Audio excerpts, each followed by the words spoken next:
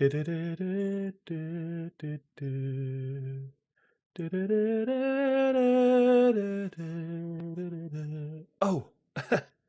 didn't see you there. Welcome to the channel. Hope you're doing well. We will be reacting to something I found whilst I was, searching the internet. The Lord of the Rings, How Howard Shore Makes Us Care. Now, we all know who Howard Shore is. But there are a lot more of these videos. How Howard Shore uses voices. How Howard Shore makes us sad. So on and so forth. How Howard Shore builds tension. Hopefully, this won't be blocked. Because I did try and upload a video called Top 10 Music in Lord of the Rings. That got blocked. I couldn't upload it, unfortunately. Check out my Patreon if you want to watch that. But hopefully this one will be okay. If not, I'll edit it as much as I can to get it up. And hopefully it'll be on the channel. Let me know if you want to see more of these. Well, I guess I'll ask you that at the end of the video. But yeah, let's check it out. Shout out to listening in. This is going to be a really interesting video. Because I don't know about you guys, one of my favourite things about Lord of the Rings is the music. I love it. I love it. It's the greatest soundtrack ever, in my opinion. Except for Mortal Kombat. You all know it's true. You may hate, but you all know it's true. No, I'm trolling. One thing I'd say is, be sure to subscribe to my channel. I'd really, really appreciate it. We're trying to hit 500 subscribers before my birthday on August the 13th. And so check out Listening In. I'm going to subscribe to their channel because they've got some amazing videos. Let's get into the video. How Howard Shore Makes Us Care. Please, YouTube, let this go on YouTube and don't get blocked. Thank you. Music means something.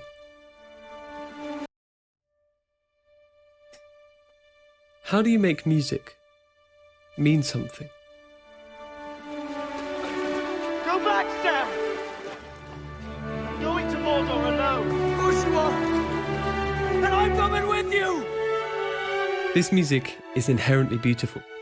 With its reaching, spacious string lines, it speaks of something simple but fragmented and desolate.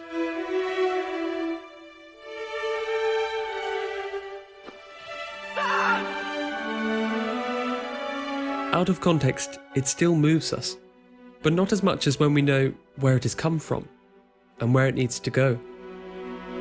Sam's friendship. Howard Shore had the daunting task of not only bringing the landscape and cultures of Middle-earth to life, but more significantly, telling a story whose music unfolded gradually over 11 hours of film. And at the centre of this story, he had to capture the lives, struggles and journey of two hobbits, whose music is based on a single theme, taken from the place where the journey began. I still don't know what instrument that is. Oh yeah, the music one didn't get uploaded. But basically I asked in the one that couldn't get uploaded that is a flute, right? Or is it a recorder? I'm so bad at recognizing instruments. But it's amazing. The Shire's music is unassuming. Its placement early in the Fellowship of the Ring, mostly played by solo whistle or clarinet, ties it inextricably to the feeling of comfort and warmth that Frodo associates with home. 100%. Wow. It's beautiful. But it's not intransigent. In fact, the opposite. It will, over the course of the first film, transform into the broken, dejected D major material that we've just heard that accompanies Frodo and Sam's break from the Fellowship. But it will also change into something completely new. And I think in order to understand how and why Shore does this, and how this makes us care deeply about these characters, we need to go back to the point of transition between a life before the ring and the journey to Mordor, and the life after. The beginning of Frodo and Sam's journey is accompanied by two themes. The Journey There motif, which concludes with plaintive oboe and horn solos,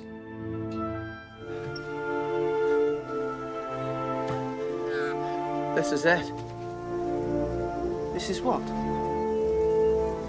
If I take one more step, it'll be the farthest away from home I've ever been. and after this, the Shire theme again, this time played by solo French horn underneath hymn-like chords. Beautiful. The Shire theme may be my favourite music of the... Already, even a short distance from home, the innocent and pensive setting of the melody is beginning to fade, replaced by a more confident version, one that's full of the promise, but also darkness, Isn't of that the the adventure that lies ahead. Isn't that the Fellowship theme? This theme won't appear again until Frodo reunites with Bilbo in Rivendell. Shaw gives us the hymn-like version of the Shire theme here, with the melody played by strings and solo clarinet. It seems a little more elegant with Bilbo, Shaw explains. I couldn't use the whistle here, it's too tender a scene. The tenderness in the music comes from the warm string writing, but also the small elaborations on the melody. Inflections which add humanity to the sound, like a singer improvising on a melodic line. The theme is becoming more complex and the harmony richer as Frodo begins to understand the emotional and physical burden he is carrying. So smart. As the Fellowship sets out, we hear an expectant and shimmering version of the Shire melody. In a completely new With a orchestration played on the French horn, which is followed directly by the Fellowship theme.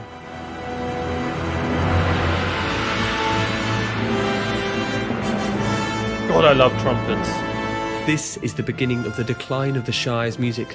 Frodo and Sam are associating themselves more strongly with the Fellowship and their quest than with the Shire, and they are also getting further away from home. What a video already. This is so smart, man. This is such a good idea for a video. I love this guy. Please don't get copyrighted. In fact, the renditions of the Shire theme become increasingly scarce, appearing mostly when Frodo and Sam reminisce, or when something associated with their home is lost, forgotten, or broken.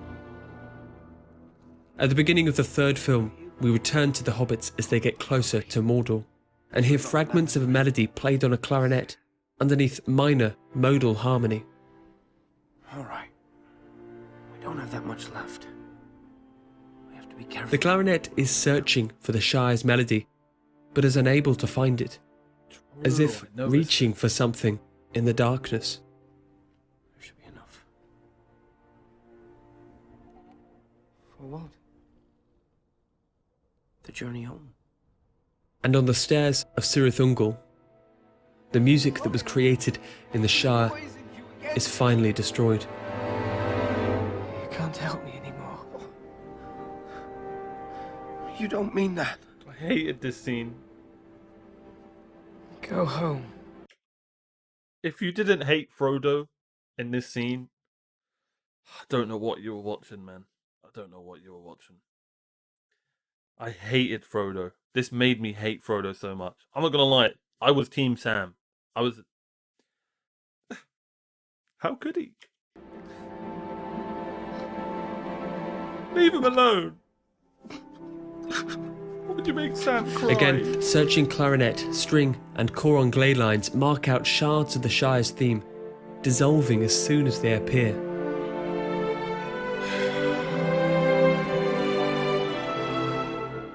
The question is, though, what has happened to the Shire's music now? It might appear to have gone completely, but I would argue that one theme, the singular most important theme in Shaw's score for The Return of the King, takes its place. Yes, it's just another path. As Gandalf and Pippin shelter behind the quickly failing defences of Minas Tirith, soft choral chords accompany Gandalf's comforting thoughts, hanging. You gotta look at the... I always remember this. Pippin's actor. I'm so sorry, I'm bad at that actor's name. Look at the face when Gandalf's talking, right? If your granddad or grandma's ever told you a story, you're like, do you know what I mean? Like, that must be so hard to do, what he's doing there. Or Ian McKellen just probably had amazing stories and it was so simple to do because it's just freaking Ian McKellen, isn't it, really? But there's small things in a movie, man, that just completely change it. Of Minas Tirith, soft choral This chords scene is all about accompany Pippin's Gandalf's face. comforting thoughts, hanging effortlessly on his words. And then you see it. In a warm C major, Shaw introduces the Grey Havens, played by cellos in unison. White shores. And beyond, Lovely theme. a far green country. Into a swift sunrise. This has the same feeling of comfort that we experience when listening to the Shire's music. True. And although they're not necessarily linked yet, there is a moment in The Return of the King that ties them indefinitely. At the end of their journey, at the point furthest away from home, Frodo and Sam collapse out of exhaustion. But Frodo tries to push on, crawling forward, accompanied by the simple, pure tone of a whistle, playing in D major. So, sorry I'll rewind it. He says that's a whistle. That's an instrument. No way that's someone whistling, right? That's a flute or something, isn't it? Or a recorder? No way someone can whistle that well. Oh, right, I just did it. Accompanied by the simple, pure tone of a whistle, playing in D major. The simplicity of the Shire and of their lives before still lives in the sound of this instrument, but the memory of home is so faint that the melody again can't be found, only an impression of the Shire's music. It has come so far. Do you remember the taste of strawberries? No, Sam.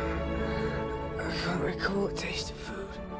Shaw gives a tender, operatic reading of this scene, moving between different modalities and keys as Frodo talks of the darkness inside his soul. Naked in the dark.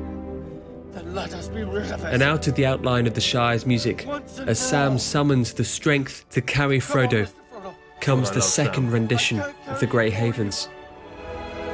But I can't carry you! Come on! Still in its rich C major, now played by horns and trumpets. Brings a tear to the eye. Sam knows that this is the end. Frodo is lost, but they still need to complete the journey. Frodo is lost. Just yeets him in the... Sorry, I had to go there. Just yeets him into the volcano.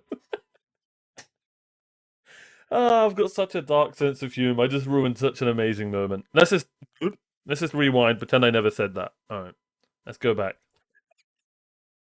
Sam knows that this is the end. Frodo is lost, but they still need to complete the journey. I can see the Shire. Around the Ojai River. What makes music mean something? Music, like memories, is associated with times, places, people, something you once had, but now is gone. As Frodo and Sam get further away from home, the Shire's music slowly disappears from the score, replaced instead by music full of sadness. If ever I was to marry someone, it would have been her. It would have been her. But this music is also comforting, existing in the space between joy and sorrow, a feeling that can only come at the end of a journey that has fundamentally changed who you are. Even as Frodo and Sam are saved, and even as they return to the Shire, Frodo knows that if he stays, his wounds will never heal, and the burden he carries will never be lifted. He knows that he has to leave into the West in order to complete his story. Howard Shaw has, over the course of 11 hours, mapped out a musical journey that is leading to one point. All of the music, the shires, the fellowships, even the music of darkness, distilled into one piece of music, heard as Frodo leaves his friends behind, left to exist only in the memories of those who remain. And that music is the third and final time we hear the Grey Havens, now finally in D major.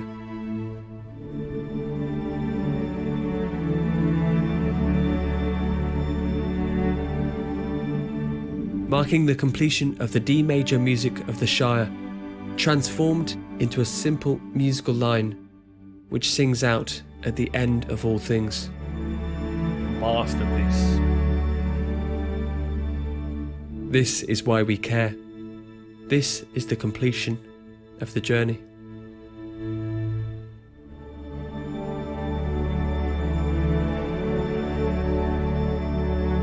What Howard Shore has left behind is a musical legacy of unparalleled depth and beauty.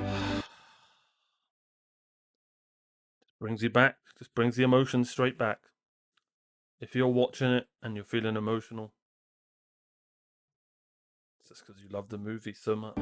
His work for The Lord of the Rings can be compared to the operas of Wagner, scores full of melodies and themes that exist to both perfectly serve the story, but that also have a wide-reaching, universal effect on us as emotional beings.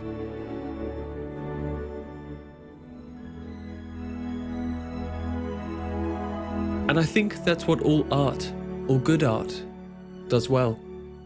It speaks to us about humanity and gives us the greatest reason to have hope as we all embark upon our own journeys through life.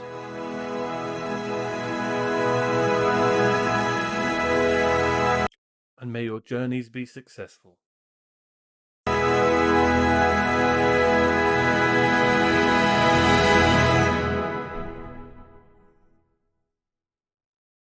Hi everyone, thank you so much. Round of applause. Round of applause. What an amazing YouTube video. God, this is why I love YouTube.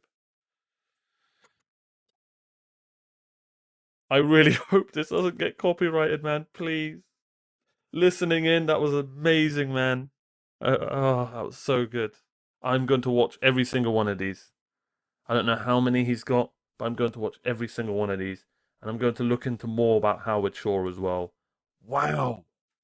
Wow, that was good. Let me know how much you enjoyed that in the comments down below. Be sure to subscribe. Check out Listening In as well. J.R.R. Tolkien cared. Peter Jackson cared. Howard Shore cared. Now we all care. To the point that the generations to come will care for us. This film makes me believe in what Sam said. There's some good in the world, and it's worth fighting for. Lord of the Rings is one of them. I'm not crying, you're crying. This was absolutely excellent.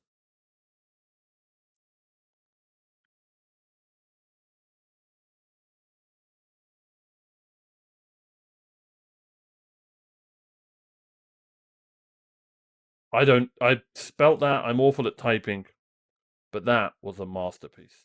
This was a masterpiece in the YouTube world. I don't even know if that makes sense, but I just don't care. That was amazing. Wow.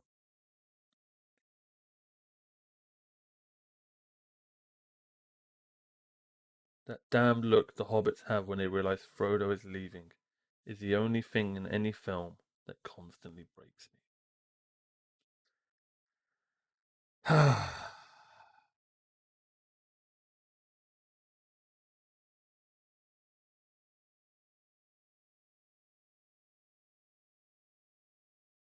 What more can I say? That was amazing. Be sure to like and subscribe. Let me know in the comments down below if you want to see more of these videos. To be honest, even if you say no, I don't care. I'm going to react to these and they're going on the channel whether you like it or not. But I hope you guys enjoyed this video as much as I did, man. Subscribe to the channel. Go subscribe to Listening In. Peace out. God bless. And as always, thanks for being you. Take care.